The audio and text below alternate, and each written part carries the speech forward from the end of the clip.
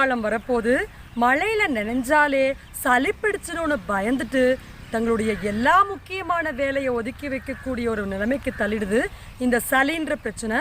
அது மட்டும் இல்லாமல் உலகத்தில் ஏற்படக்கூடிய 60-70% நோய்களுக்கு காரணம் சளி நம் உடலுக்குள் தேக்கம் அடையிறது தான் அப்படிங்கிறத புரிஞ்சுக்காம சளியை சுத்தம் பண்ண வரக்கூடிய ஒவ்வொரு பாக்டீரியாவையும் ஒவ்வொரு வைரஸையும் சளிக்கான காரணியாக மாற்றி அதற்கு மருந்து எடுத்ததன் விளைவு தான் சளியை சப்ரெஸ் பண்ணோன்னே இரும்பல் வருது.